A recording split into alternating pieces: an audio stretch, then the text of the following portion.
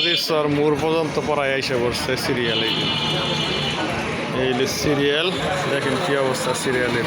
আসসালামু আলাইকুম বন্ধুরা, কেমন আছেন? যারা দুহারে পাম্পে তেল নিতে চান তারা সকাল সকালে আইসে পড়ছে এই গাড়িগুলি। এই ভোরের বেলা আইসে পড়ছে ফজরের নামাজের পরে, এখনও আসতেছে। দেখেন কত পরিমাণ গাড়ি আছে আমাদের দোহারে, না দেখলে বোঝা যায় না। এই গাড়িগুলা, এত গাড়ি একসাথে হইতো না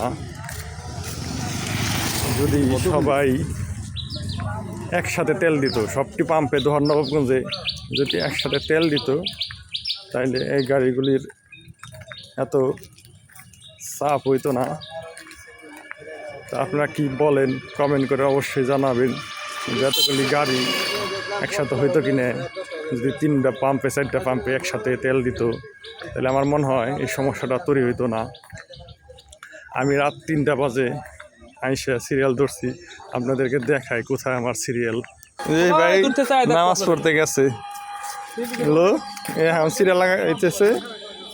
অন্য মানুষ নামাজ বলতেছে যে নামাজ পড়ার জন্য গেছে, জন্য সিরিয়াল লাগাইছে, দেরি হয়ে গেছে গা। তো আমি বললাম যে নামাজ তো এখানে পড়াইলে ভালো হতো, যে আমাদের সাথে যে সব মুসল্লিরা যদি একসাথে নামাজ পড়তো তাহলে অনেক সব বেশি হইতো না। কথাটা কি ঠিক বলেছি না? কমেন্ট করে জানাবেন বন্ধুরা। এই যে আমার গাড়ি, দেন আমি কোথায় সিরিয়াল পড়ছি দেখছেন। রাত 3টা বাজে আসার পরে আমি এই জায়গায় সিরিয়াল আসলো। আর যারা রাত 8টার দিকে আসছে তাদের সিরিয়ালটা দেখায় আপনাদের, যে কোথায় তাদের সিরিয়ালটা আছে। এই যে এখানে আসলো রাত্রে 8টা বাজে আইসা, সেটা এখানে আছে ওই যে বটতলা। এখান থেকে আপনাদেরকে দেখাই খুব কাছেই ওই যে পার হাউস। আর ব্রিজ তো এদিক থেকে দেখা যায় না, ওই যে ব্রিজ,